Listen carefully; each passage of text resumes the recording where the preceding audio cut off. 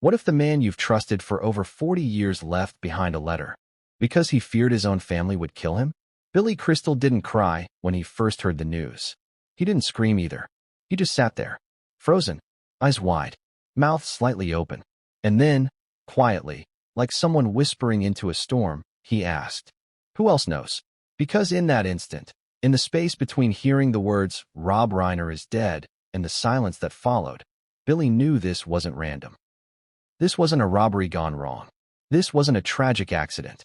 Before we continue, please hit the like button, subscribe to the channel, and turn on the notification bell for updates. This was personal. And worse, it was planned. The world knew Rob Reiner as the comedic genius behind When Harry Met Sally, A Few Good Men, and The Princess Bride. A storyteller, a director, a son of the legendary Carl Reiner, a family man. But the world didn't know the Rob Billy knew. The paranoid man. The man who had started sleeping with the door locked. The man who, just a month before his death, told Billy over lunch, "I think someone in my house wants me dead." Billy laughed at the time. How could he not? Rob was dramatic. He always had been. But now the laughter was gone. And all that was left was a growing sense of dread. It all began with a phone call at 6:42 a.m. Billy had just poured his first cup of coffee when his landline rang. Not his assistant. Not his cell. His landline, the one only a handful of people knew. Billy. The voice on the other end was trembling. It was Romy, Rob's youngest daughter. "They're gone, they're dead. Dad and Mom. They're gone." The mug slipped from Billy's hand and shattered on the floor. "What? Romy, what are you talking about?" She was crying now, hysterically, but in between sobs, she said something that chilled him to the bone. "I think she did it." She? There was silence. Then one word. "Tracy." Now pause. Let's sit with that for a second. Imagine someone telling you your best friend was murdered, then adding that their own daughter might have orchestrated it. Would you believe it? Or would you tell yourself, "That's impossible. No child could do that." Not Tracy. Billy wanted to believe the latter. He needed to. But as more details poured in, as the media frenzy exploded, as police descended on the Reiner estate like vultures circling a carcass, Billy began to remember things he had buried, like the way Rob used to avoid talking about Tracy during interviews. Or how, at Carl Reiner's funeral, Tracy showed up late, said nothing, and left early, her face tight, her eyes cold. Or how Rob once admitted, off camera, that he felt he had lost his daughter years ago, not to drugs or fame, but to resentment. "Tracy's angry," Rob had said. "At me. At the industry. At everything. I don't know what she wants anymore." But the world didn't see that. Because the Reiners were Hollywood royalty. Flawed maybe, but safe, familiar, beloved, until they weren't. The crime scene would become the stuff of nightmares. Rob and Michelle Reiner, found stabbed to death in their Brentwood mansion. No signs of forced entry. No valuables taken. No broken windows. No surveillance footage showing outsiders. But there were two things that didn't sit right with investigators. First, Nick Reiner, Rob's troubled son, had been staying in the guest house. Second, there were two sets of muddy footprints found inside the house, but only one matched Nick's size. The other? Smaller. A woman's. Now, to be clear, Nick Reiner was arrested almost immediately. 2 counts of first-degree murder. He had a record. He had motive. He had a history of mental health issues. But something about it didn't feel right. Not to Billy. Not to Romy. Not to those who had seen the family dynamics up close. Nick had been trying to clean up his life. He was back on medication. He had made amends with his father. Barely, but it was a start. And that night, he had been texting a sponsor and playing Call of Duty, verified by game logs and witnesses. So why was he the scapegoat? Billy kept asking questions. At first, quietly, privately, then more boldly. He began contacting family friends, old colleagues, even Rob's lawyer. And then, the tipping point. Romy sent him a photo, a picture of a letter. It was handwritten, with Rob's unmistakable signature at the bottom. The heading?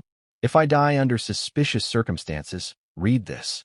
Billy stared at the words, heart pounding. Could it be? Had Rob known something was coming? Had he sensed the threat closing in? Had he named names? The letter was dated 6 weeks before the murder. Rob had apparently left copies with both his lawyer and in a locked drawer in his office. But here's the thing. The drawer was empty when investigators searched the house. And the lawyer? He vanished. Well, not literally, but he stopped answering calls, took a sabbatical, left the country, left everything, except for one envelope. It was addressed to Billy, delivered by courier 2 days after the funeral. Inside was a message. Simple, direct, just 5 words. You were right about her. Now let's stop for a moment and ask, who was her? Michelle? That seemed unlikely. Romy? Impossible. Only one name made sense. Only one person fit the emotional profile. The resentment, the silence, the motive. Tracy, the daughter who hadn't spoken publicly since the murder. The daughter who didn't attend the memorial service. The daughter who stood to gain nothing, according to the old will. And perhaps that was the point. Because as Billy would soon learn, there was a new will.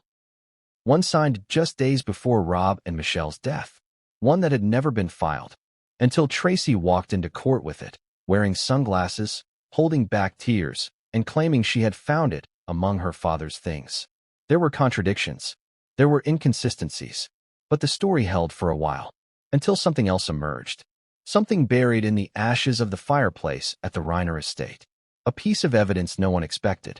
A piece of evidence that, according to inside sources, shows Rob and Tracy arguing, shouting, Rob threatening to cut her out for good.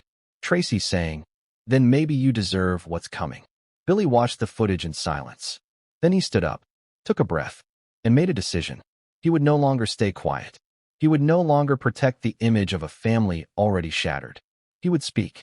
He would tell everything. About the phone call, the letter, the envelope, the will, the tapes, the breakdowns, the manipulation.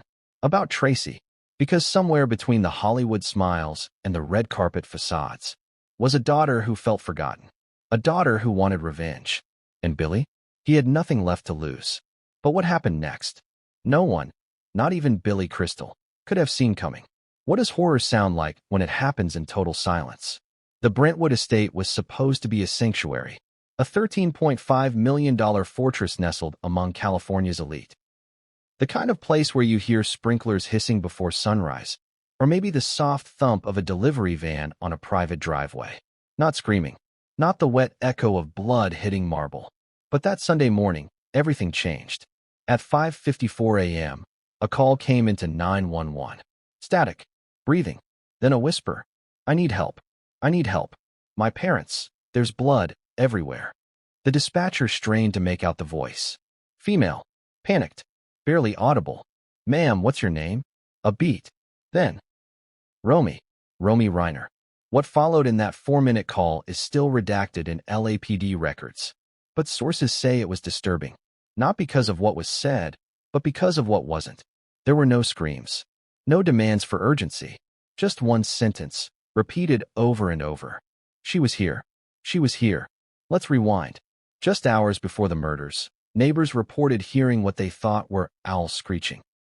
One woman claimed she saw flickering lights through the dense trees that separated the Reiner property from hers.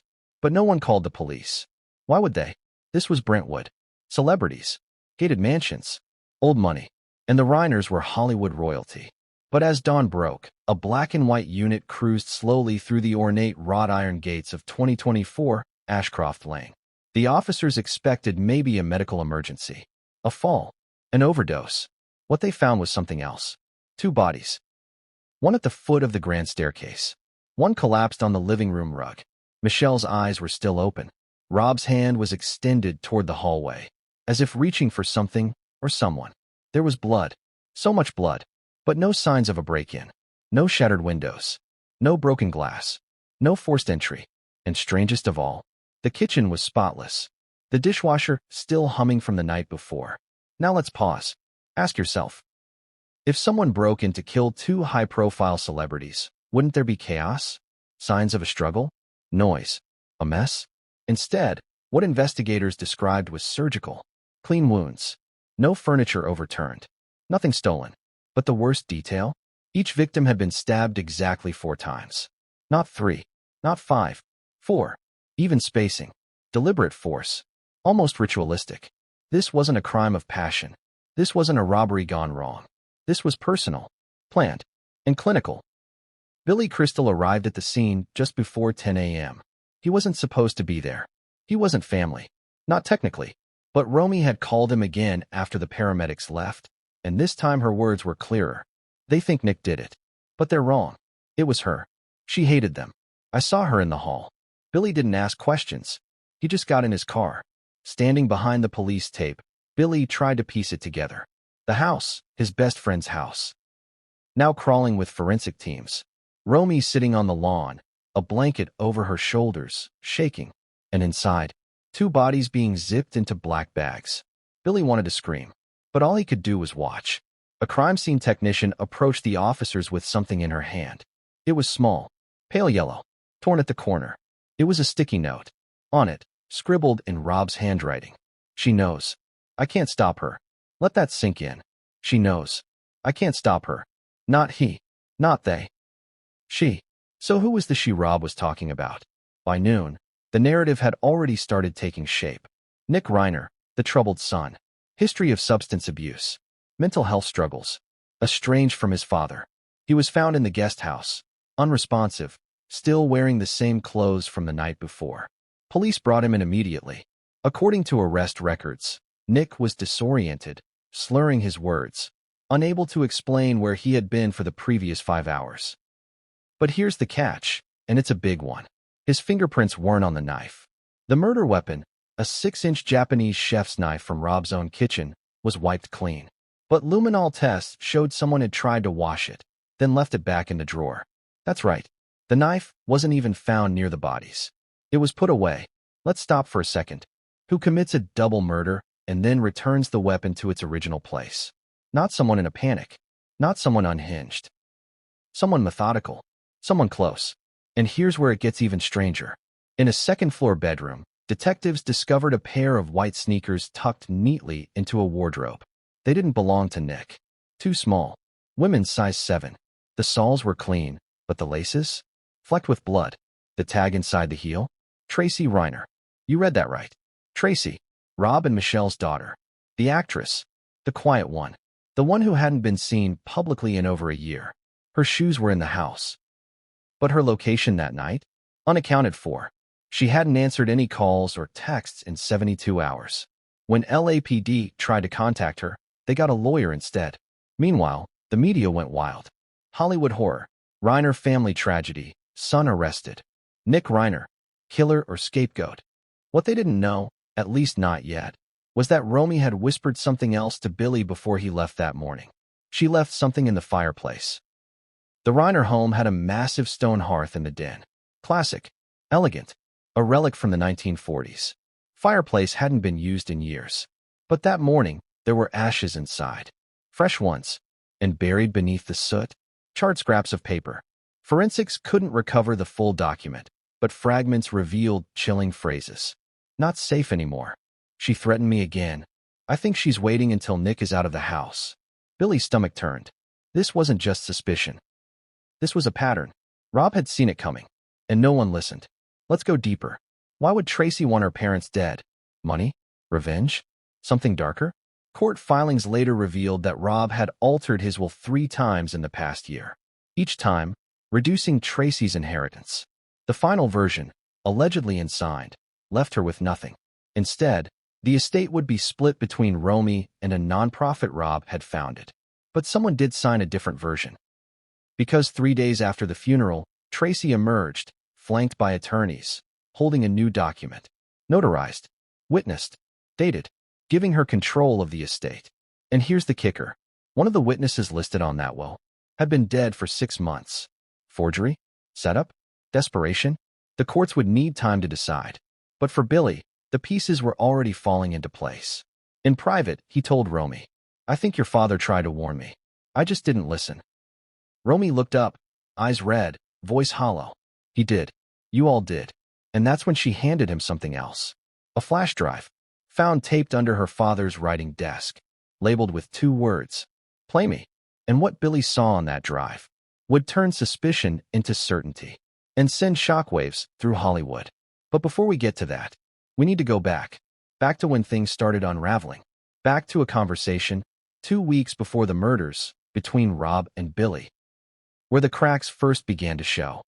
What do you say when your best friend looks you in the eyes and whispers, I'm scared of my own daughter? Do you laugh? Brush it off? Or do you listen? Even if it sounds like something out of a twisted movie? Billy Crystal had heard Rob Reiner say a lot of outrageous things over the decades. But this wasn't one of Rob's jokes. There was no punchline, just a hollow look, and a growing fear Billy couldn't ignore. Their friendship wasn't just built on Hollywood sets and red carpets. It started long before the fame, before the big budgets, before the awards, back when they were just two Jewish kids from New York trying to make people laugh. They met in the mid-1970s, during a writing session for a forgotten variety show. Rob had just come off All in the Family. Billy was bouncing between auditions and open mic nights.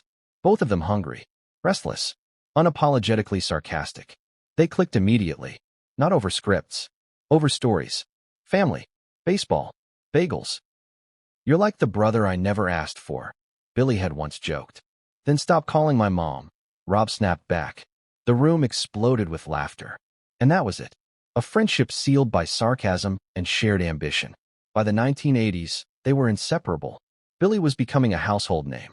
Soap, Saturday Night Live, and eventually When Harry Met Sally, directed, of course, by Rob. Rob had his own hits. Stand By Me, The Princess Bride, A Few Good Men. They weren't just collaborators. They were each other's sounding boards. Wives vacationed together. Kids played in the same backyards. They were family, which is why, when things started to shift, Billy noticed. It started small. Rob canceled a lunch meeting at the last minute, something he never did. Then he stopped answering texts right away. Then came the silence. For 3 weeks, Billy didn't hear from Rob. Not a call, not a joke, not even a stupid meme. Then, out of nowhere, Rob asked Billy to meet him at a quiet cafe in Laurel Canyon. No public place, no assistants, just them. Billy showed up 5 minutes early. Rob was already sitting, hat low, sunglasses on. Nervous. It was not the Rob Reiner he knew. Thanks for coming, Rob mumbled, barely making eye contact. Billy tried to lighten the mood. What? No film pitch. No awkward story about Harrison Ford stealing your parking spot. Rob didn't laugh. Instead, he leaned in and said 6 words that stuck to Billy's ribs like concrete. I think Tracy wants me dead. It didn't register at first. Billy chuckled awkwardly. Dead? Rob, come on. But Rob wasn't smiling. He was fidgeting, twitching, paranoid. Something's changed. She looks at me like I'm the enemy. Like she's waiting for something. She's angry. About money. About mom. About everything. Billy took a slow breath. You're her father. She's grieving. She's probably frustrated. Rob shook his head. No, you don't get it. This isn't teenage angst. She knows I changed the will. She knows I gave more to Romy and Nick. She knows. Billy leaned back. You're telling me you think your daughter. I'm telling you I don't feel safe, Billy. Silence. Long, heavy. Then Rob pulled out a piece of paper. A printed list. Names. Phone numbers. Contacts. If something happens to me, I want you to have this. Billy blinked. Was this a joke? He looked at the paper, then back at Rob. You think something will happen? Rob didn't answer. He just sipped his coffee. Shaky hands. Eyes darting around like he was expecting someone to overhear them. That was 2 weeks before the murder. In hindsight, Billy would replay that moment over and over. The half-smile. The barely contained panic. The way Rob had signed the paper with trembling fingers. It wasn't about paranoia. It was a goodbye. And Billy didn't realize it until it was too late. Let's talk about Tracy. To outsiders, she was the quieter Reiner. No scandals. No DUIs. No red carpet meltdowns. She was in a league of their own. Made a few indie films. Nothing huge. Nothing controversial. But to those who knew the family, there were whispers. That Tracy had always resented the spotlight. That she felt less loved than her siblings. That Rob had shut her out of the creative circle, favoring Romy's flair and Nick's charm over her cool detachment. Billy remembered a holiday dinner years ago. Tracy had shown up late, brought a date no one recognized, and left before dessert. She hadn't spoken to Rob once. Not once. And then there was the money. Rob had been quietly restructuring his estate for over a year. Originally, all 3 kids got equal shares. But in recent revisions, ones Billy had seen with his own eyes, Tracy's name began to shrink, then disappear. Instead, Rob had earmarked funds for charities, screenwriting programs, a new scholarship under Carl Reiner's name. Tracy, according to Rob, had chosen her own path. But paths cost money, and resentment doesn't come cheap. Still, murder? It felt insane. Billy couldn't bring himself to believe it. Not fully. Not until Romy showed him the drawing. It was the day after the funeral. They were sitting in the family den, untouched since the night of the crime. The air still thick with candle wax and old grief. Romy handed him a folded piece of paper. A sketch. Pencil. Rough. Rushed. A woman. Long hair. Sharp eyebrows. Holding a knife. Labeled beneath in shaky handwriting. T. Billy felt the blood drain from his face. Who drew this? He asked. Romy hesitated. I did. A week before. Why? Because I saw her. In the hallway. She didn't know I was home. There it was again. The hallway. The same one Rob's body was found near. The same one the security cameras had mysteriously stopped recording at 2:17 a.m., 13 minutes before the murders. Tracy had been in the house. And no one had said a word. Billy's hands shook as he folded the paper. His mind spiraled. This wasn't just grief. This wasn't coincidence. This was a pattern, and he had ignored the warning signs for months. Rob's fear, the letter, the list, the silent cafe meeting, all of it. He drove home that night in silence. Didn't turn on the radio, didn't call anyone, just white-knuckled the steering wheel and tried to remember everything Rob had said to him in that cafe. I can't stop her, Billy. She's too smart. She'll make it look like someone else did it. And now? Nick was in jail. Tracy was silent. And Rob was dead. Billy poured a glass of whiskey, something he rarely did anymore. Then he opened the envelope again, the one Romy had given him. Inside was one more note, handwritten, in Rob's scratchy script. If you ever see the fireplace lit again, it means she's back. It means it's already begun. Billy dropped the glass. Because the morning of the murder? Romy told police she smelled smoke. Not cigarette smoke. Fireplace smoke. And that's when Billy made the call. Not to the LAPD. Not to a lawyer. To her. Tracy. Straight to voicemail. He left just 3 words. I know everything. But what she did next would stun even the most jaded investigators and force the case wide open. What would you write if you knew you were being watched? Not by strangers, but by family. By someone you once cradled in your arms, kissed on the forehead, and called my little girl. Now lurking just beyond the door? Would you scream into the void? Or whisper your truth onto a page? That's what Rob Reiner did. Because deep inside a mahogany desk drawer, one with a broken lock Rob had never gotten around to fixing, there was a leather-bound diary. Black, worn, unassuming. Hidden behind a stack of manila folders labeled script drafts was the last record of a man who knew he was running out of time.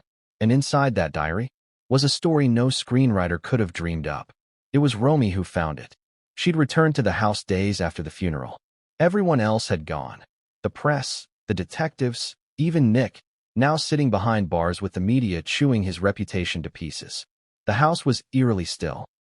Michelle's favorite throw blanket was still folded on the couch. The scent of her lavender diffuser lingered in the hallway. Rob's reading glasses sat on the kitchen counter, untouched. Romy wasn't looking for anything. She wasn't expecting to find evidence. She just wanted a sweater. Instead, she found her father's truth. It was wedged between 2 tax folders. Dusty, tucked far back, like it had been placed there hastily or secretly. Romy opened the first page. The handwriting was unmistakably Rob's, neat, slanted, with that strange little curve on every lowercase r. She flipped through. Random entries. Notes. Quotes from books. Bits of dialogue he'd scribbled down for potential screenplays. Then, halfway through, things turned dark. The entry was dated March 19th, 6 weeks before his death. She asked again about the will today. I told her nothing has changed. It's not a lie if I don't say anything, but I can see it in her eyes. She knows I'm lying. Romy stopped breathing. She turned the page. The hallway lights were off when I got up to pee last night. They're always on. Michelle swears she didn't touch them. I swear I saw a shadow near the fireplace. For a second, I thought it was Tracy. What do you do when you realize your father might have feared your sister? Romy didn't know whether to scream or run, but something compelled her to keep reading. And what she found unraveled every illusion she still held about her family. The entries grew more frantic as the weeks progressed. April 2nd. Found Nick asleep on the lawn. He said he had a nightmare. I don't think that was it. I think she's manipulating him. He always trusted her more than me. It makes him vulnerable. April 5th. Tracy asked me point blank, "Are you punishing me for Mom's death?" I didn't answer. How could I? She still blames me. I still blame myself. But this is something else. Something worse. April 10th. She's inside more often. She shows up unannounced. I hear doors creaking when no one's supposed to be home. I don't want to accuse her, but I've started locking the bedroom door. It makes Michelle uncomfortable, but I feel safer. April 14th. Told Billy. He thinks I'm exaggerating. I can't blame him. I sound insane. Maybe I am. But I swear to God, if anything happens to me, look at her. Look at Tracy. Let's pause. Rob wasn't a man prone to hysteria. He was precise, logical, a director, a man who made his living crafting stories that made sense. So why would he start documenting fear? What was he anticipating? Or worse, what had he already seen? Billy Crystal would later admit he cried when he read those pages. And Billy doesn't cry easily.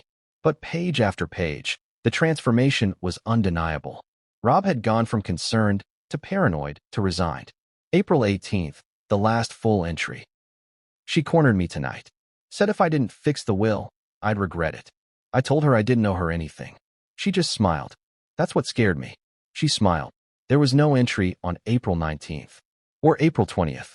On April 21st, the day of the murder, there was only a torn-out page.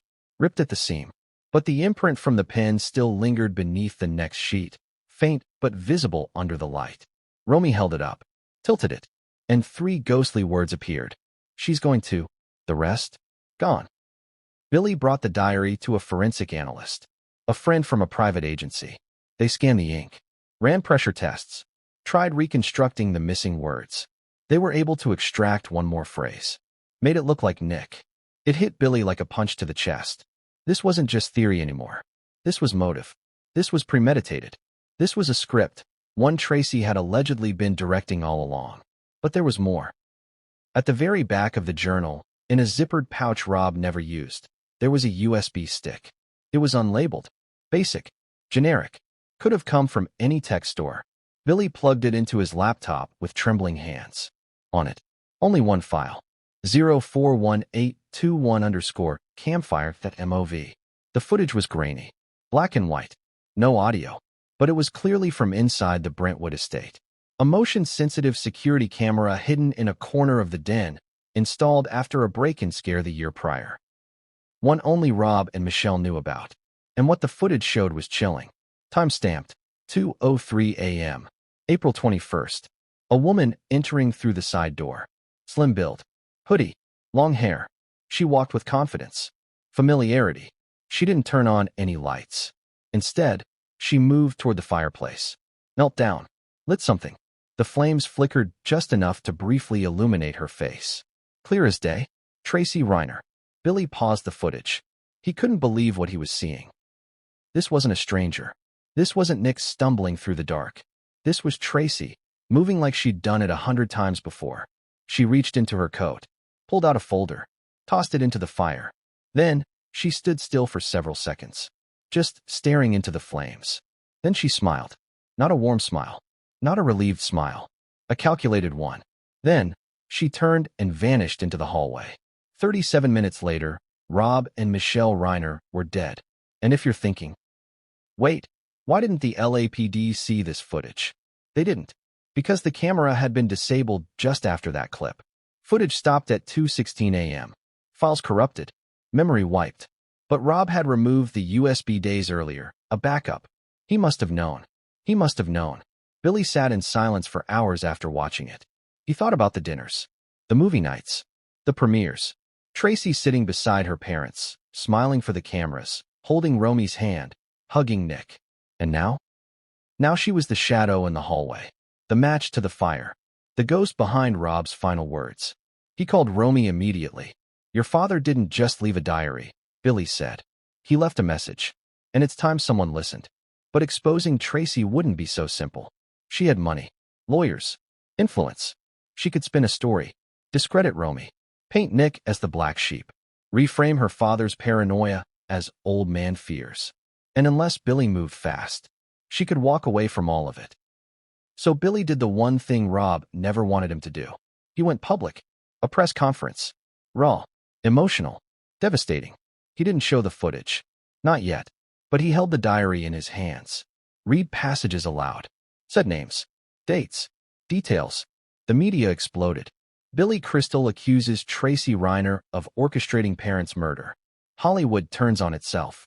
Nick Reiner may be innocent. But nothing, compared to the moment Tracy finally responded. She walked into a lawyer's office flanked by 2 security guards, held a press briefing, and smiled into the cameras. I loved my parents deeply, she said. But if my sister and my father's old friend want to destroy my name, then so be it. Let the courts decide. What no one saw.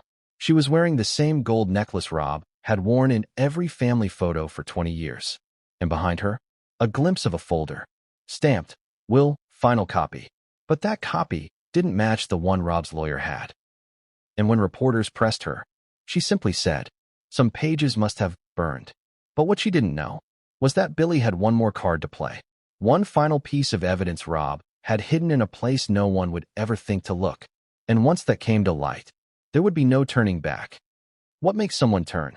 Not in a moment, not in a snap of rage, but over years, over missed birthdays, over forgotten conversations, over growing up in someone else's shadow. What turns a daughter into a ghost? And what turns that ghost into something worse?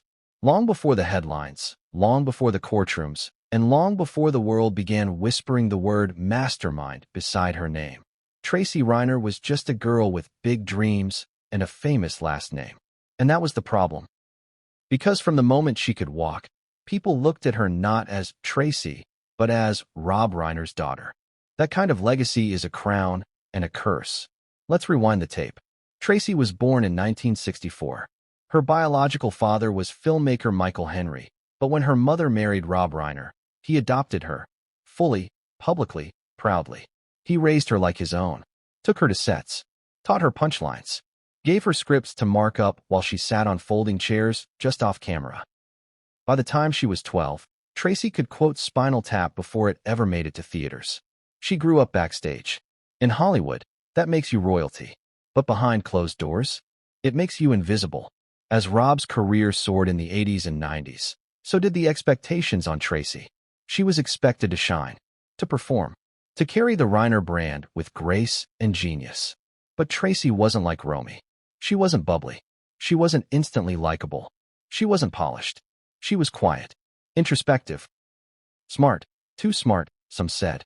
And she noticed things, like how her father would light up when Romy entered the room, or how he talked about Nick's potential, even after his arrests and rehab stints. Tracy, meanwhile, was called strong, stable. That's code in Hollywood for forgettable. Her early acting roles were modest. A supporting role in When Harry Met Sally, blink and you'd miss her. A bigger part in A League of Their Own, as Betty Horn, the baseball player. Solid, not flashy. But nothing broke her out. She wasn't the star. Not in her family. Not on screen. And slowly, that ate away at her. By the early 2000s, Tracy had stepped behind the camera. Producing, writing, trying to prove she had something to offer beyond her last name. But Hollywood is cruel. And even with her pedigree, projects fell through. She was Reiner adjacent, not Reiner worthy. Then came the fractures. Subtle at first. Thanksgiving dinners missed. Passive-aggressive jabs in interviews. Tracy speaking less of Dad and more of Rob. She moved out of LA, bought a modest house in Topanga Canyon, started avoiding family events. To outsiders, it looked like independence. To those close to the family, it looked like distance. Cold, calculated distance. But there was one thing Tracy never distanced herself from: money. More specifically, her share of the Reiner legacy. Sources close to the estate say Tracy repeatedly requested updates on the will. When Carl Reiner died in 2020, Tracy allegedly called Rob's lawyer within 24 hours asking if any funds were reallocatable. And when Michelle began getting sick in 2021, Tracy's visits to the Brentwood estate suddenly increased. Not out of affection, Romy claimed, but out of curiosity. Romy told detectives Tracy would show up unannounced, walk around the house like she was taking inventory, and then leave without even hugging their mother. Michelle, near the end, reportedly told a nurse, "She watches me like I'm a clock ticking toward something." But it wasn't just the money. There was something else. Something older. Deeper. Tracy's resentment wasn't just financial. It was emotional. Multiple insiders, including one of Tracy's old therapists who spoke anonymously, described a long-standing grievance. Tracy believed Rob had erased her. He'd turned her into a side character in her own life. She would tell friends that Rob used Romy's quirks in movie scripts, referenced Nick's issues in interviews, and even dedicated projects to Michelle. But never to her. Not once. There was no for Tracy in the credits. No thank you speeches. No interviews where he said, "I owe it to my daughter."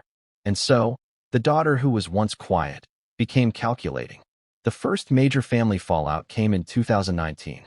Rob had sold the rights to a new biopic, a passion project, something he had been writing for years. Tracy wanted in. She pitched herself as co-writer. She brought treatments, mood boards, scene breakdowns. Rob passed. He hired someone else, a young screenwriter, fresh out of film school. Tracy was livid. At dinner that year, she allegedly slammed her wine glass down and said, "You act like I'm a fan, not your daughter." Rob replied, coldly, "You want credit for a legacy you didn't help build." Those words never left her. Not just because they hurt, but because they planted a seed. And then came the 2022 draft of the will. Tracy had expected a third. She got 5%. The rest? Split between Romy, Nick, and a children's media nonprofit founded in Rob Reiner's honor. Tracy appealed. Privately. Then legally. Rob stood firm.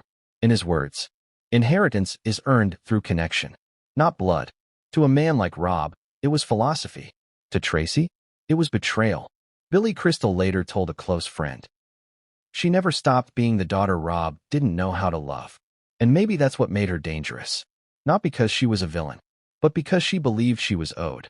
So, when the murders happened, and all eyes turned to Nick, Tracy didn't flinch. She cried when the cameras were on. She held Romy's hand at the memorial. She stood beside Billy at the press line and whispered, "He looks peaceful, doesn't he?" But later that night, she called Rob's accountant and requested a copy of the death certificate so she could initiate control of the estate. Now ask yourself, is that grief? Or is that preparation? There's more. Phone records show Tracy had called Nick 11 times in the 3 days leading up to the murders.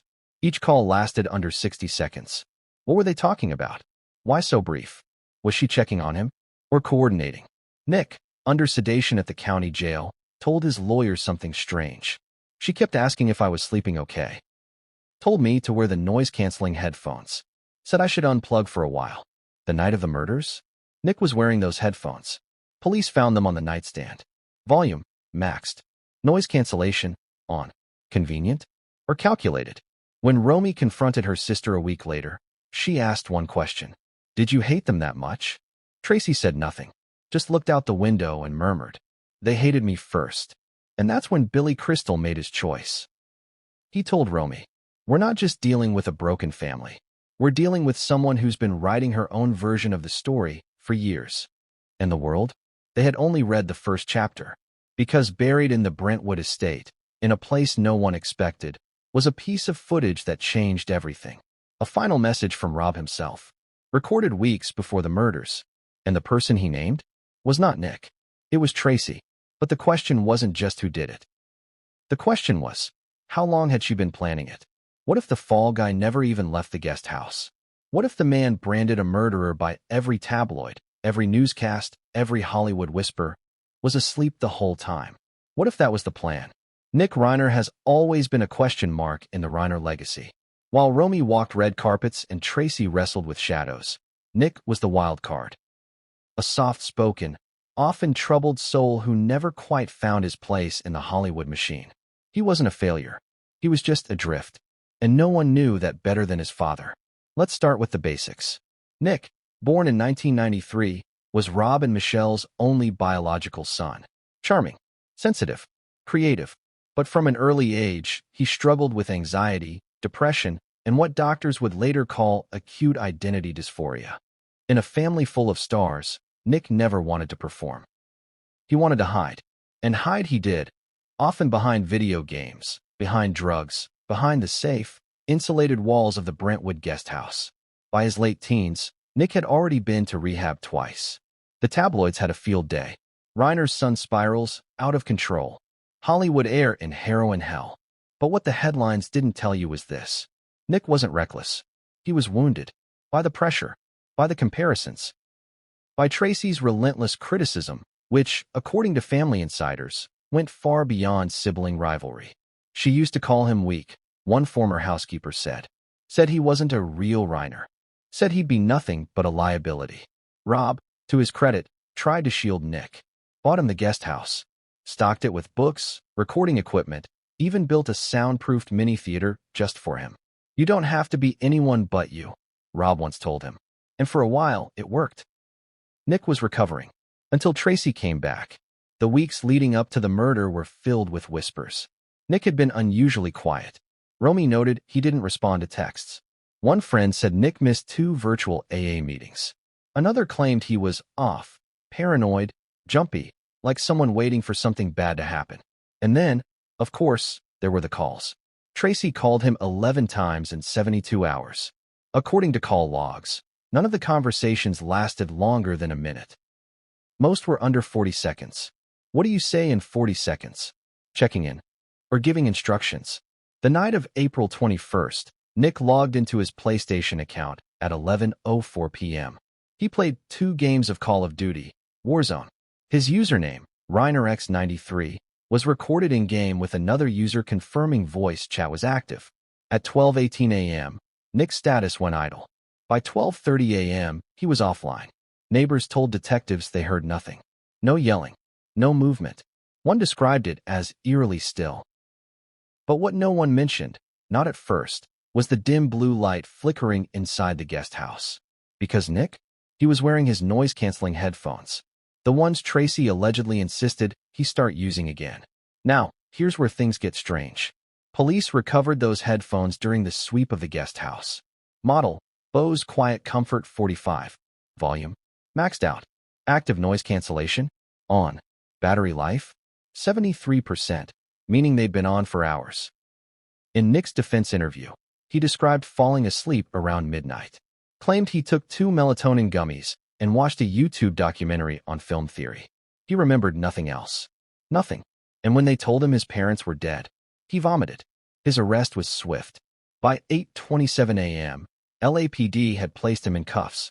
Footage shows him weeping, repeating, "I didn't do anything. I didn't do anything." But the public didn't care. The narrative was set. The troubled son. The addict. The recluse. He fit the frame. Even his mugshot, pale, messy-haired, eyes glazed from shock, screamed guilty. But Billy Crystal wasn't convinced.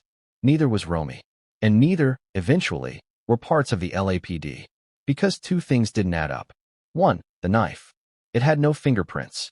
Not even Nick's. 2, the angle of the wounds. According to the coroner's report, the killer was shorter than Rob by at least 5 inches. Nick was 6'1". Tracy? 5'6". Then came the burner phone. Discovered under Nick's mattress, it was a basic flip phone, untraceable, prepaid. Only one number saved. Labeled T. Text messages, though mostly deleted, showed one remaining entry. April 20th, 10:13 p.m. were the headphones. You need rest. That message alone didn't prove anything. But paired with the timeline, it reeked of manipulation. Let's step back and ask a hard question. What if Nick was set up? Think about it. He's the easiest target. He has a history of drug use. A record. He's secluded. Vulnerable. Already medicated. Easily discredited. And on the night of the murders? He's unconscious. Unaware. Perfect alibi and perfect scapegoat. Who'd believe him? No one. Unless someone, like Billy, broke the frame. Billy requested access to the house's smart home logs. He'd remembered something Rob once told him over lunch. This place runs like a spaceship. I can tell if the toilet flushes when I'm out of town. Turns out, Rob wasn't kidding. The smart logs tracked everything. Doors opening, lights flicking, oven usage, room entry sensors. And at exactly 2:08 a.m., the motion sensor in the hallway between the den and the kitchen triggered, followed by a guest room entry alert at 2:12 a.m. But here's the kicker. There was no alert from the guest house, meaning no one exited or entered Nick's space between midnight and 7 a.m. No doors opened. No windows. Nick didn't leave. And no one entered. That left only one possibility. The killer was already inside the main house. And if that's true, then the only person unaccounted for in the home that night was Tracy. She had the code to the side entrance, had stayed there before, knew the layout, knew where the camera was, and how to disable it. And most importantly, she knew how to make sure her brother would sleep through the whole thing. Later, under sedation, Nick told his lawyer, "She kept telling me to trust her, that I was the only one she could talk to, that we had to protect each other from Dad." The lawyer asked him what that meant. Nick just shook his head, then whispered, "I thought she was finally being nice. And if your heart doesn't break at that, then you're not paying attention." Because Nick wasn't a killer. He was used by someone who knew exactly how to exploit his weaknesses, his longing for connection, his guilt, his isolation, and above all, his trust. As of now, Nick remains in custody awaiting trial. The charges have not been dropped, not yet. But public pressure is mounting. The evidence is cracking. And Tracy? She's running out of time. Because Billy isn't just fighting to clear Nick's name. He's fighting to finish what Rob started, to expose the truth. And the next piece would come from a source no one expected. A neighbor, with a camera, pointed straight at the side gate, where someone entered the house that night. And it wasn't Nick. What if the fuse wasn't lit the night of the murders? What if it was lit days earlier? Over a table dressed in fine linen, under the soft glow of a chandelier, surrounded by wine glasses, clinking silverware, and forced smiles? What if the murder of Rob and Michelle Reiner began over dinner? To most of the outside world, the Reiners were the picture of elegance. Family-oriented, charming, accomplished. But on the night of April 17th, just 4 days before the murders, something happened inside the Brentwood estate that would shake the family tree to its roots. And no one wants to talk about it. Until now. It was supposed to be a reunion. Rob, ever the sentimentalist, had invited all 3 of his children, Tracy, Romy, and Nick, to a private dinner to commemorate what would have been Carl Reiner's 101st birthday. He wanted to cook. Michelle wanted peace. Romy hesitated, but agreed. Nick, recovering from a minor relapse, said he'd stay in the guest house and just come for dessert. And Tracy? She confirmed she'd come. But she wasn't coming for cake. The table was set for 6. Rob, Michelle, the 3 kids, and a guest, Daniel, Tracy's new friend. A financial consultant from Beverly Hills. Slick, overgelled, overconfident. Rob reportedly disliked him on sight. Felt like he was reading the walls for value. One housekeeper overheard Rob say before guests arrived. The night began politely. Pinot Noir, goat cheese canapes, soft jazz in the background. But as the main course landed, rosemary lamb, Rob's favorite, the tension cracked. It started when Romy mentioned she'd been approved for a small film grant through a nonprofit Rob had co-founded. A proud moment. Father-daughter bonding. Tracy rolled her eyes, then smirked, then said, loud enough for the whole table, "Must be nice to be the favorite again." Silence. Forks froze. Michelle looked at Rob. He cleared his throat. "It's not about favorites, Tracy. It's about showing up." Tracy didn't flinch. "Oh, I've shown up. Just not in a way you approve of." Rob tried to redirect. "Let's not do this here." But Tracy wasn't done. "Romy gets money. Nick gets rehab. I get judgment." Nick stood up to leave. Tracy snapped. "Where you going? Too loud in here for you." Michelle stood. That's when it exploded. Rob slammed his wine glass down. Hard. "Enough, Tracy. We invited you here to honor my father, not to attack your siblings." Tracy stood too. "Oh, your father? You mean the one who never acknowledged me? The one who made it very clear which of your kids mattered?" Rob's voice shook. "This isn't the time." Tracy stepped closer. "It never is. Not when it's about me." And then, the line. The one no one would forget. The one that would echo days later when 2 bodies hit the floor. "You think you're untouchable because you're loved. But love's just a story we tell ourselves, until someone edits the ending." Let that sit. It wasn't just a threat. It was a promise. And nobody at that table missed it. Romy left in tears. Nick locked himself in the guest house. Rob sat in silence while Michelle cleaned up the dishes. And Tracy? She left with Daniel, laughing as they walked down the stone path. Like she'd won something. Billy Crystal heard about the dinner the next morning. Rob called him. His voice, tired, rattled. "She scares me, Bill," Rob said. "I don't think I'm being paranoid anymore." Billy asked if she threatened him. She didn't have to, Rob whispered. She's already decided how this ends. So why didn't he report it? Why didn't he tell someone? Because this was family. And in Hollywood, family scandals don't go to police. They get buried in therapy sessions, dodged on late-night interviews, and whispered about at Oscar parties. But sometimes, what's whispered becomes weaponized. What no one expected, however, was that someone else was watching. A neighbor. The Armstrongs.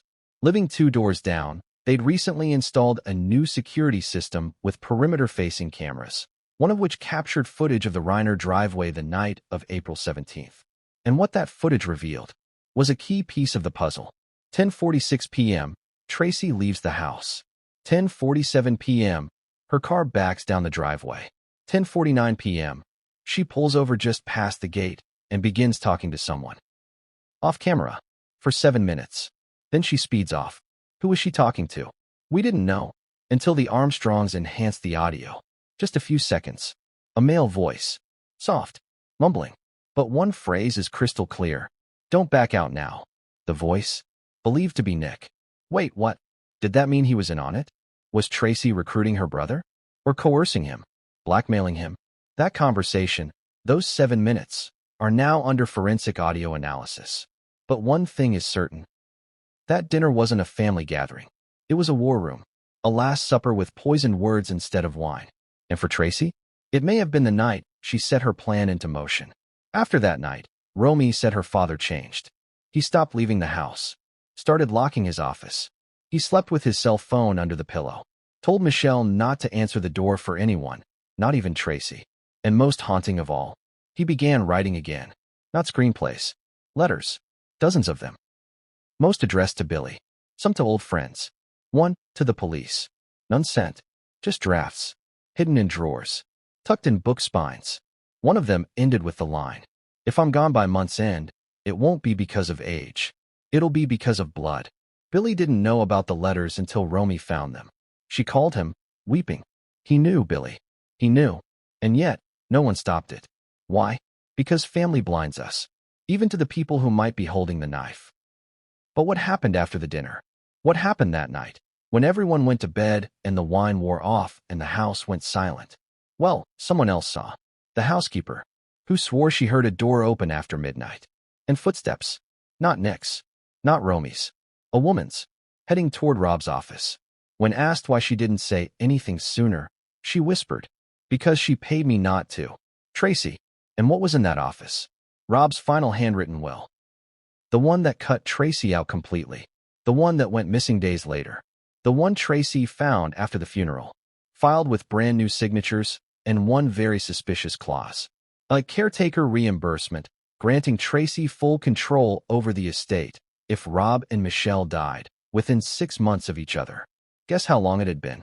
5 months and 28 days. Coincidence? Or design? The dinner party was never just dinner. It was a declaration. Tracy wasn't breaking bread. She was drawing battle lines. And by the time anyone realized it, the war was already over. But the next chapter would come from a confession. Not from Billy. Not from Romy. Not even from Nick. From someone who had remained silent since the day of the murder. Daniel, Tracy's mysterious dinner guest, who vanished just days after that night, and whose name would soon appear on a witness list no one expected. What does it take to finally break a silence? A broken heart? A body on the floor? Or a midnight call that confirms every suspicion you were too afraid to say out loud? For Billy Crystal, it was all three. April 22nd, 12:39 a.m. The day after the murders. Billy sat alone in his study, unable to sleep. The whiskey he poured hours ago still sat untouched on the desk. Rob was gone. Michelle was gone. And Nick? Arrested. Meanwhile, Tracy hadn't spoken a word to the press, or Billy. Romy was in hiding. The world was unraveling. And Billy couldn't stop the ache in his chest. The guilt. The sickening realization. He'd seen it coming. That night, Billy stared at the USB Romy had given him. The one recovered from the back of Rob's hidden journal. He'd already watched the grainy footage. Tracy lighting the fire, staring into the flames, smiling like she was watching everything she ever hated go up in smoke. But he hadn't opened the other file. The second one. A voice memo labeled simply, BC, for Billy. He clicked it. And there it was. Rob's voice. Worn. Slower than usual, but clear. Hey Billy, if you're hearing this, it means something's happened. And if I know Tracy like I think I do, then I'm gone. Billy's eyes welled with tears. You always said I was dramatic. Maybe you're right. But listen to me now. I'm not paranoid. I'm not crazy. I'm being hunted. By my daughter. A pause. Then. She's not well, Billy. She hides it better than Nick ever could, but it's there. The rage. The calculation. She blames me. For everything. For being adopted. For being left out. For not making her the star of this family. I've tried to fix it. But some things. Another long pause. Some things can't be rewritten. Billy felt the floor disappear beneath him. This wasn't just fear. This was a farewell. If they say Nick did it, don't believe it. Tracy's been circling him for months. Playing the part. Rebuilding the sibling bond just long enough to twist it. She's clever. She's cold. She'll make it look like he snapped. He didn't. I swear to you. Then Rob's voice broke. I don't know if anyone will believe me. But you might. So I'm asking. No. Begging. Finish what I started. Protect Romy. Clear Nick's name. And for God's sake, don't let her win. And finally, one more thing. She had someone helping her. Someone inside. And I think you've already met him. End of file. Billy didn't sleep. Not that night. Not the next. Not until he remembered Daniel. Tracy's date from the dinner party. The financial advisor. The man Rob couldn't stand. The one who vanished just days after the murders. No one could find him. No digital trail. No social media. Even Tracy pretended she barely knew him. But Billy did some digging. He reached out to an old contact at a private security firm. And within 48 hours, he had a name. Daniel Mathers. Former hedge fund manager. Investigated for fraud in 2018. Charges dropped. Later tied to a shell company that invested heavily in failing entertainment startups, including one linked to Tracy's failed production venture in 2021. Daniel wasn't just a date. He was an accomplice, and he had a reason to help Tracy. She owed him hundreds of thousands. Money Rob refused to cover. And when Tracy's inheritance got slashed, that money wasn't coming. Unless something changed. Billy brought this information to Romy. She was stunned, but not surprised. I saw them whispering, she said. In the hallway. She told him, you'll get yours. Just wait. That's when Billy knew. Rob's death wasn't spontaneous. It was a script. Plotted. Rehearsed. Directed. And Daniel? He was holding the boom mic the whole time.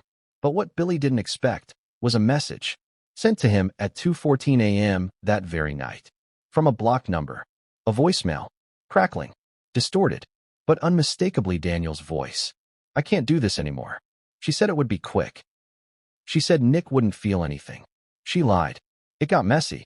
I didn't sign up for blood. I'm leaving town. You'll never find me. But maybe this will help. Attached was an audio file. A recording. It was short. Only 37 seconds. But it changed everything. Tracy, don't flinch. You knew what this was. He's going to take the fall. That was the plan. Daniel. But he's your brother. Tracy, he's an addict. He'll forget. Everyone else already has. Billy's hands trembled. This wasn't theory anymore. This was proof. And he was going to take it public. He contacted LAPD first. Provided the file. The diary. The video. Requested witness protection for Romy. But the moment this went into police hands, Tracy did something no one saw coming. She held a press conference. In front of dozens of cameras, Tracy Reiner appeared on the steps of her attorney's office. Composed. Professional. Wrapped in black. I have endured unspeakable pain, she said. My parents are dead. My brother has been institutionalized. And now, I'm being accused of things I didn't do. She paused, looked directly at the camera, and said, Billy Crystal is exploiting my father's death for attention. If he continues, we'll see him in court. A threat. A public one. Not against Romy. Not against Nick. But against Billy. The only man left who still had the power to stop her. And if that wasn't chilling enough? Later that night, Billy's car was broken into. Glove box rifled. Laptop gone. Nothing else taken. Just the device that had all the files. Was it a coincidence? Or a warning? Billy, shaken but furious, issued a statement of his own. Rob Reiner was my friend for 45 years. I'm not doing this for fame. I'm doing this for truth. If Tracy Reiner wants a trial, she'll get one. And she won't like how it ends. But Tracy had one more move left. She filed a counterclaim, alleging Billy, Romy, and unidentified media collaborators had forged the diary. She called it a sick attempt to steal the estate through lies and digital manipulation. But there was one problem: handwriting analysts. Two of them, hired independently. Both confirmed the journal was 100% authentic. Not just the writing, but the fingerprints on the pages. Rob's and Tracy's. You know what that means. She read it. Before the murder, she knew her father suspected her, and she did it anyway. So Billy did the only thing left. He gave a national interview. Prime time. No scripts, no spin, just pain. Tears welled in his eyes as he described the last words Rob ever said to him. She's not here to say goodbye. She's here to erase me. And when asked if he was afraid of what Tracy might do next, Billy leaned forward, looked into the camera, and said, "Let her come. I'm not hiding anymore." But what came next would turn the case inside out. Because someone else was ready to speak. Someone who had been silent since day one. Someone who saw everything. From the inside. A man who worked at the Reiner estate for 7 years. And the day before the murders, he was fired. By Tracy. His name? Luis Ortega, the groundskeeper. And his confession would leave the world breathless.